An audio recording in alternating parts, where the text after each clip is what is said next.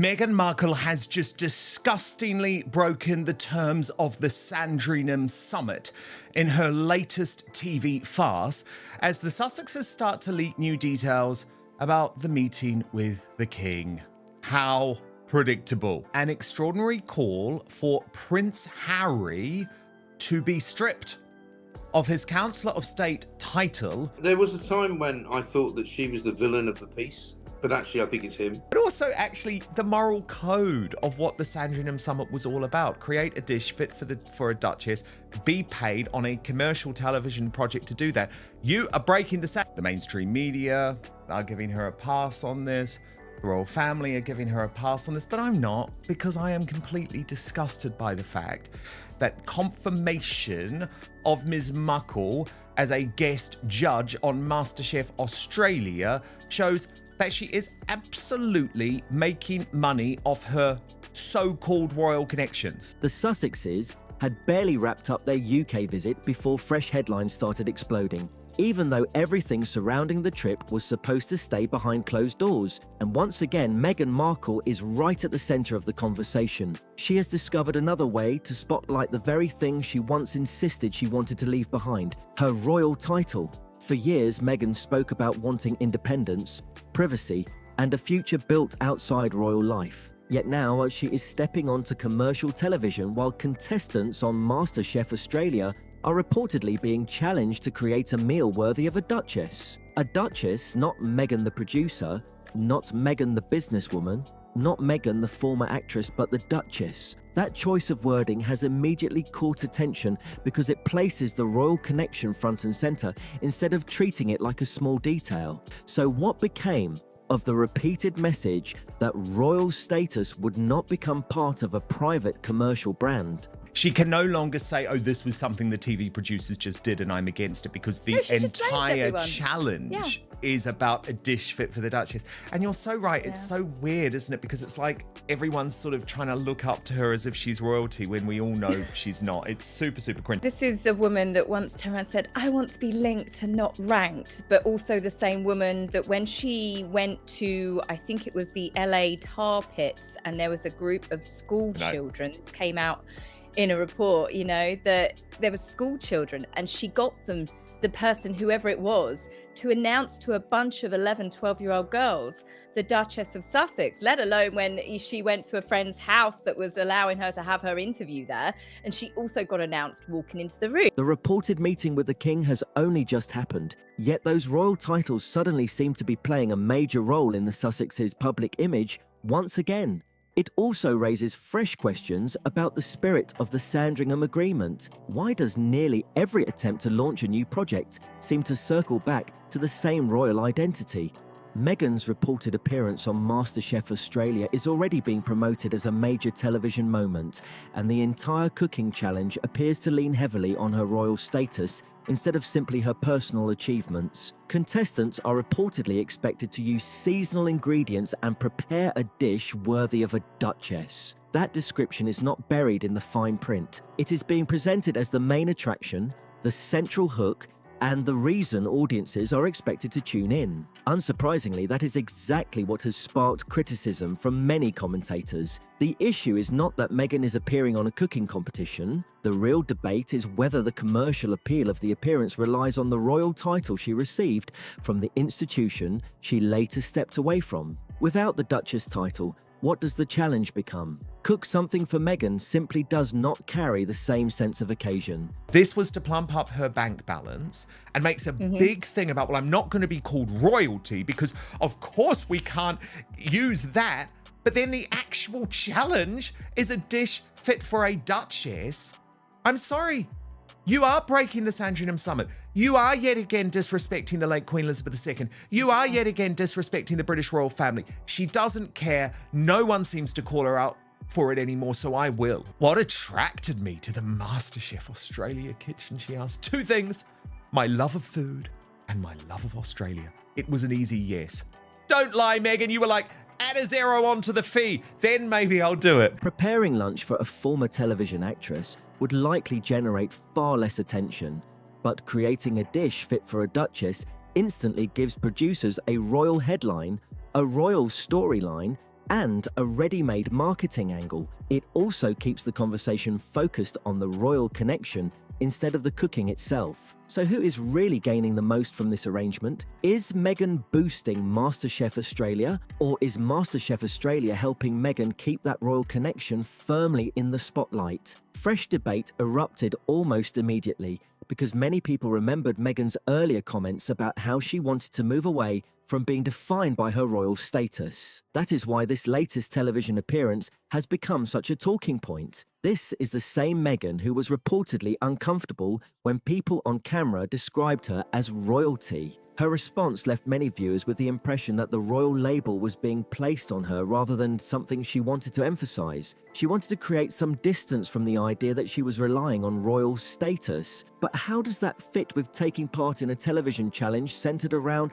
being a duchess? Did nobody explain the concept beforehand? Did she walk onto the set without knowing what the challenge would be? After everything failed, the way back is to remind the world again that she's a member of this royal family. It's so interesting to me. The one thing that makes her interesting is that she married a royal. So trying to run away from that is just a terrible brand strategy. It's an awful thing too on a human level, on a family level, but I don't think for 1 minute she wanted to meet the king so that she could fix this family. I think it was a business decision, a business idea. Equally cringe, Tash, the fact that Meghan Markle appears to have bought herself an Emmy nomination. But Tash, not for the actual Emmys, right? Which are the big deal where you get all of the primetime shows competing against each other, like, The Diplomat and Hacks. And do you know what I mean? The big deal, Shows big budget you've heard TV of. shows that you've heard of.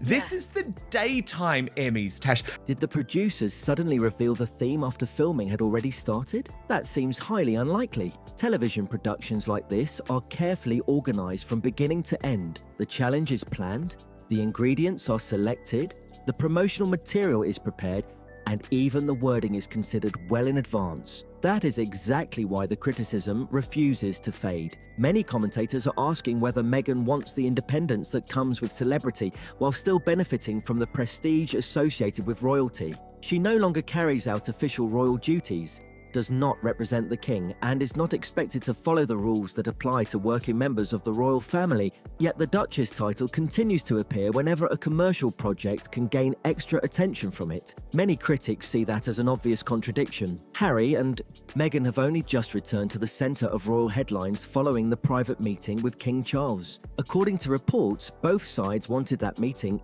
to remain confidential.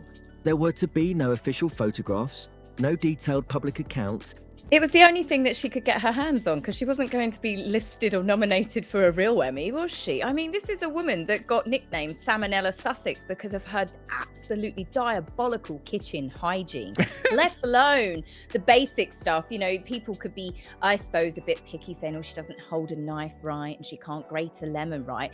This is a woman that had raw chicken in the fridge, that was wearing her jewelry as she bastes and molests raw chicken. With Love Meghan qualify for the daytime Emmys. It is a streaming show that was very much launched as a prime time proposition on Netflix with a prime time budget. But no, she's got a daytime Emmy nomination. And no dramatic television retelling of what was discussed behind closed doors. Even so, while people are still debating whether that family meeting helped rebuild ties with the monarchy, Meghan's next television appearance is reportedly being promoted with Duchess branding at its core. It is hardly surprising that some observers are connecting those two stories and wondering whether the timing is simply a coincidence. And the Masterchef Australia appearance is only one part of the wider conversation. Meghan's Netflix lifestyle series has also picked up a daytime Emmy nomination, giving supporters another reason to celebrate. Many are pointing to the word Emmy as proof that the project has earned major recognition, with some arguing that critics should finally acknowledge its success. However, the nomination has also sparked a different discussion. Was this primarily a major creative achievement, or was it helped by the kind of high-profile promotional campaign that often surrounds awards season? That question continues to divide opinions. Awards campaigns are a normal part of Hollywood. Studios promote their projects. Producers meet with voters. Publicists work hard to build excitement and visibility around their programs. None of that automatically means a nomination was bought or guaranteed, but it does show that award recognition rarely appears out of nowhere. Visibility, promotion, industry relationships, and sustained campaigning often play a significant role in shaping which productions end up getting noticed when nomination season arrives. The conversation quickly shifted beyond the nomination itself and toward the bigger question of how awards campaigns really work in Hollywood. That debate has become just as prominent as the recognition Meghan series received. Money, industry access, publicity, and professional relationships can all play an important role during awards season. So when critics claim Meghan bought the nomination, that should be understood as an accusation or personal opinion rather than an established fact. The more meaningful question is whether receiving a nomination actually changes how audiences felt about the show after watching it. Did viewers suddenly forget the mixed and negative reviews? Did the moments many people described as awkward simply disappear overnight? Did every complaint about the cooking segments, the hosting style, and the carefully produced conversations suddenly become irrelevant because an awards organisation included the series on its nomination list? Of course not. A nomination can generate valuable publicity, but it cannot erase reactions that have already been formed. Public opinion develops over time, and one announcement does not automatically rewrite months of discussion. That is why even the award category itself has become part of the wider debate. The series debuted on Netflix with major promotional support, celebrity guests, and the image of being a premium streaming production. Now, it is being celebrated for receiving recognition in a daytime Emmy lifestyle category. There is absolutely nothing wrong with daytime television. Millions of viewers genuinely enjoy daytime programming, and many successful shows have built loyal audiences there. Even so, some commentators are asking why a heavily promoted Netflix project with significant resources is now being presented as a major triumph in a category that traditionally includes productions with very different budgets, expectations, and promotional reach. Was this always the long-term goal? Did Meghan step away from royal life, hoping to compete in a lifestyle television category alongside programs that often operate with far smaller marketing campaigns? Is this the global entertainment empire supporters once predicted, or is the word Emmy now carrying much more weight than the achievement itself? Those are the questions many critics continue to raise. The nomination also gives Meghan another opportunity to present the series as receiving industry recognition.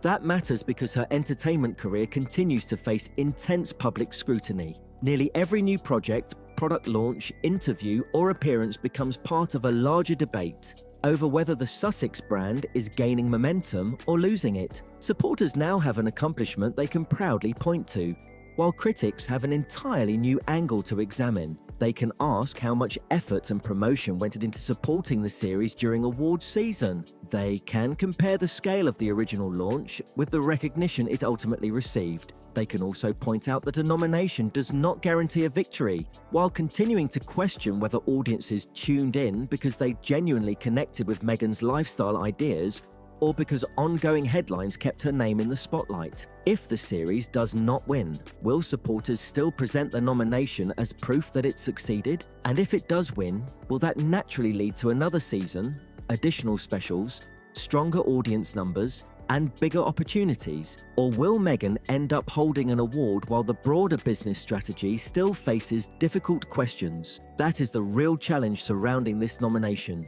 At some point, symbolic recognition needs to translate into lasting results. It needs to bring more viewers, stronger partnerships, future episodes, successful products, and clear evidence that there is sustained public demand for what Meghan is offering beyond the headlines and the attention surrounding her name. Even with the Emmy nomination, some critics argue that the headline means very little unless it leads to lasting success, rather than becoming another brief burst of publicity. At the same time, while Meghan is working to strengthen her image through television and lifestyle branding, Harry is drawing attention for very different reasons. His latest podcast appearance has been criticised by some commentators as one of his most uncomfortable public interviews. The discussion included crude humour, personal grooming stories, and jokes that some critics felt did not match the public image of the son of a king. Harry appeared relaxed throughout the interview. He laughed, joined the conversation freely, and seemed comfortable. The reaction afterward, however, was sharply divided. Many questioned how someone who still carries a royal title could willingly take part in that kind of discussion. They wondered where the judgment was, knowing every comment would quickly spread across social media and news headlines. Harry has often spoken about wanting freedom from the formality of royal life, but many critics argue that being more relaxed does not require sharing deeply personal stories or abandoning every sense of restraint. The contrast with Meghan's public image has also become part of the discussion. She is presenting herself through polished television appearances, judging food, sharing personal memories, and celebrating an Emmy nomination. Meanwhile, Harry's podcast appearance created a very different impression, leading some people to question whether the couple are presenting a consistent public brand. How can one image focus on elegance while the other leans toward controversy? How can they present themselves as a unified global couple when their public appearances create such different reactions? The discussion became even more controversial when one commentator suggested Harry may not truly love Meghan, claiming she is only one part of his life, and comparing their relationship to Harry's grief over Princess Diana. That claim has not been established as fact. It remains the personal opinion of one commentator. Speculation about Harry and Meghan's relationship continues to grow because many people believe the couple now present themselves very differently in public than they once did. For years, the image seemed straightforward. Harry was portrayed as the devoted husband, while Meghan was presented as the woman who helped him build a new life. They regularly appeared together, defended one another, and described themselves as a united team facing challenges from the institution they left behind. Today, however, audiences see separate projects, different priorities, and ongoing reports of professional pressure. Meghan's public focus appears to be on television, lifestyle branding, food, and business ventures. Harry, meanwhile, remains closely associated with legal battles, royal disagreements, Invictus, podcast appearances, and the royal identity he has often said he wanted to move beyond. That has led some critics to ask whether they are still working toward the same future or simply operating under the same public brand. One commentator even suggested Harry sees Meghan as a substitute for the mother he lost. That claim is impossible to verify and should be understood as personal opinion rather than established fact. What has been publicly documented, however, is Harry's frequent discussion of Princess Diana. He has often spoken about her influence, compared Meghan's experiences with Diana's, and described major decisions through the fear of history repeating itself. The late Queen made her position clear when Harry and Meghan stepped back from royal duties. A half-in, half-out arrangement was not accepted. While legal questions surrounding royal titles are complex, the broader debate remains whether commercial appearances reflect the spirit of that understanding. Critics argue the discussion is not about appearing on television itself. Instead, they question whether promoting a challenge centered on preparing a meal for a duchess turns a royal title into part of the entertainment. That leads to one central question. Was stepping away from royal life about leaving the institution altogether, or about keeping its most valuable benefits without accepting its responsibilities? Attention has shifted far beyond a simple cooking competition, with the discussion now focusing on what the episode is believed to represent rather than what is actually being served on the plate. Meghan has often spoken about how food brings people together, preserves family memories, and helps tell personal stories. Those ideas are warm and easy to appreciate, yet the debate surrounding this reported television appearance is not really about Brussels sprouts, lemons, honey, or macadamia nuts. Instead, it centers on branding, public image, and whether the Duchess of Sussex title is still serving as a valuable commercial asset years after Meghan stepped away from working royal duties. The timing has also made the entire conversation far more intense. Royal connections naturally attract headlines. Headlines generate attention, and the attention often creates commercial value. That does not establish that Meghan deliberately planned the timing of this appearance, but it helps explain why some critics remain skeptical. They believe they have seen a familiar pattern over several years. A royal story dominates the news cycle, a Sussex project follows, and public discussion quickly returns to the couple's connection with the monarchy. Supporters argue that Harry and Meghan are simply continuing to build new careers and move forward with their lives. Critics respond by asking a different question. If they have truly moved on, why do so many new projects still seem connected to their royal identities in one way or another? What happens if Meghan continues pursuing a carefully managed business image while Harry keeps generating headlines that pull attention in another direction? What happens when the prince, who left Britain to protect his family, continues finding himself at the centre of royal disputes? Does Meghan still view Harry as the partner who opened the door to her future? Does Harry still see Meghan as the person who helped transform his life? Or have those expectations become increasingly difficult for both of them to carry? Those questions continue to surface as public discussion evolves. The Masterchef Australia story keeps attention on Meghan's continued use of the Duchess identity. The Emmy nomination reflects her search for recognition within the entertainment industry. Harry's podcast appearance has generated another wave of debate over how his public image affects the broader Sussex brand.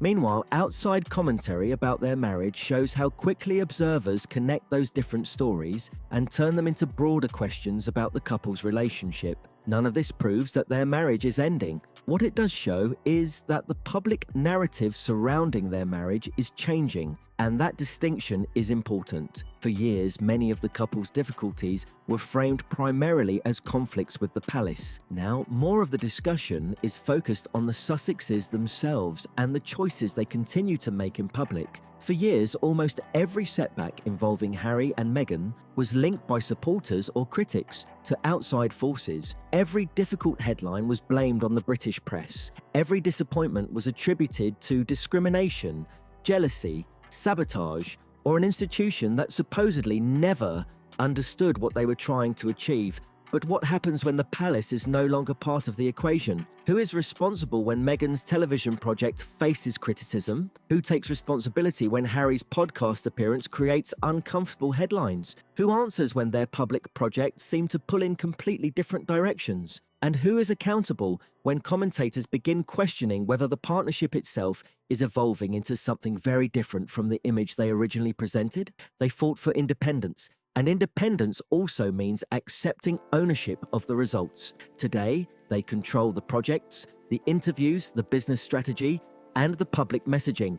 Meghan cannot point to palace advisors when people question a Duchess-themed television challenge. Harry cannot point to royal protocol when discussing the words he personally chose during a podcast conversation. Netflix cannot force audiences to enjoy a lifestyle series, and an Emmy nomination alone cannot make every viewer suddenly change an opinion they already formed. At the same time, one commentator's opinion is not enough to define the reality of a marriage. Personal speculation should never be confused with established fact. Even so, every new controversy, every conflicting public appearance, and every debate over the use of royal titles adds another layer to the conversation. It also reminds many observers that despite stepping away from official royal duties, discussions about Harry and Meghan almost always return to the monarchy in one form or another. So where does the story go from here? Will Meghan continue using the Duchess title whenever it strengthens the appeal of a commercial project? Will Harry continue presenting himself as a prince while embracing a celebrity style that some critics believe creates unnecessary controversy? Will the Emmy nomination become the beginning of a genuine comeback? Or will it simply become another headline that fades after a few news cycles? And can one public brand remain consistent when both partners appear to be presenting two very different images to the world? Many observers see Meghan working to project elegance, careful planning, and a polished Hollywood identity. Meanwhile, Harry's recent interviews often generate attention for entirely different reasons, creating headlines that some believe distract from the image they are trying to build together. One appears focused on recognition within the entertainment industry, while the other frequently returns to conversations about royal conflict, personal grievances, and highly public debates. Whether fair or unfair, that contrast has become impossible for many people to ignore. None of this proves that the couple no longer love one another. They may still be completely united behind closed doors, They may still support each other's ambitions and remain committed to the same future, but their public image is no longer delivering one simple narrative. Instead, it presents several competing stories at once. A duchess facing questions about commercial use of her royal title, an entertainment figure seeking industry recognition, a prince whose interviews continue to spark debate, and a marriage that is increasingly becoming the subject of public speculation. That is why this Masterchef Australia appearance has generated so much attention. For many critics, it is about much more than a cooking challenge. They argue it highlights the larger contradiction at the centre of the Sussex story. The couple stepped away from the royal system, yet royal language continues to play a major role in many discussions about their projects. They rejected royal structure, yet some commentators argue they now face the challenge of managing their public image without that structure. They asked to be viewed as independent, but the Duchess title continues to be one of Meghan's most recognisable public identifiers whenever a new project attracts attention. Whether that is a fair criticism or not remains at the heart of the debate, and it is a conversation that shows no signs of disappearing anytime soon. Now, we'd like to hear your thoughts. Do you think the MasterChef Australia appearance is simply harmless entertainment, or do you believe it places too much focus on Meghan's royal title? Does the daytime Emmy nomination demonstrate meaningful success for the Netflix series, or do you think it mainly reflects the way awards campaigns work in Hollywood? Was Harry's podcast appearance just light-hearted conversation, or do you think it hurt the Sussex brand? And what about the bigger picture? Do you believe the marriage is genuinely changing, or are commentators reading far too much into a few public appearances? Share your opinion in the comments below. We'd love to hear your perspective. If you enjoyed this discussion, don't forget to like this video, subscribe to this channel for more updates, and turn on notifications so you never miss our next story.